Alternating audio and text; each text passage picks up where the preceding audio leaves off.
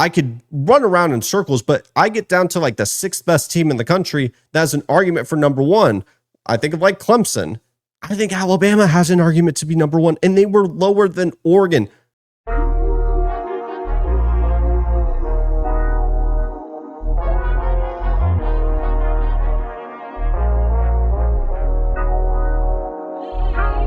But when we go into the 2025 season, when we start to look at everyone in the space of college football, who is the team to beat in 2025? The answer is there's no one. It's not Texas, Penn State, Alabama. You may think of a team that you think is the number 1 team in the country. But I could also poll 20 people and probably get damn near 20 answers. Is that exaggerated? Of course, but going into the season, I could really go 1 through 5 in the AP poll or the coaches poll and point out a major flaw that could stop this team from even being a top 10 or even a college football playoff team. Texas, it's what if Arch doesn't work out and the offensive line does not mesh with a lot of the new starters? What if you're able to run the football against Texas, unlike what you were able to do last year, which was not run the football? Penn State, we clearly saw they were limited with the wide receiver position, and maybe a couple of plays go against them and they're not in the college football playoff, although I think they're a lock. I'm not saying that just because these are questions that they're not going to make the college football playoff. Alabama is, what if they have quarterback issues with Ty Simpson? What if the defensive line is not as advertised? What if they're not able to run the ball? Same could be said for Georgia, who was in the hundreds in rushing the football, something that I never thought I would say about a Kirby Smart team. Ohio State, the easy one is there, just replacing so much talent. You see my point. There is so many questions for each of these teams with a ton of quarterbacks that have not started football games. They have not played college football for more than 5 starts, damn near, for all of these players. And 5 starts was a random number I pulled. Some of them have not played. I think of Julian saying, Arch Manning has started games, but barely. There's so many things that could go wrong with each of these teams. So I don't think there's a team to beat, and that's not a bad thing. That's not a bad thing at all.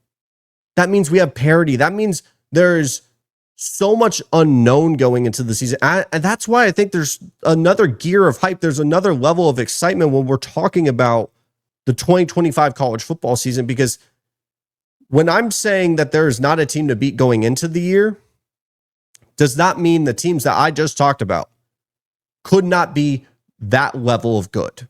Because to the opposite of what I'm saying, what if Arch Manning works out and the offensive line is just as dominant and the defense is the number 1 team in the country? All of a sudden, we're looking at a national championship favorite by a large margin. What if Ohio State's just a factory? Julian saying clicks, the quarterback battle is nothing to worry about. You have 2 of the best players in the entire country in Jeremiah Smith and Caleb Downs.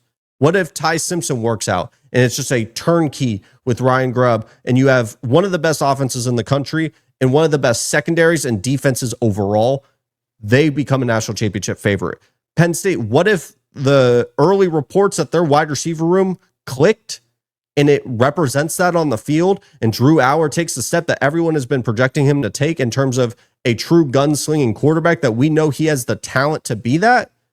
They become a national championship favorite with all the things and pieces that they return. Even could be said for CJ Carr in Notre Dame.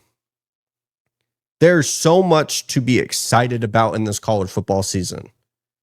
I implore that, because I don't want this topic to be, oh, Tegan is saying that there is no team to beat, so there's no elite teams. There's the potential to be some all-time teams this upcoming season.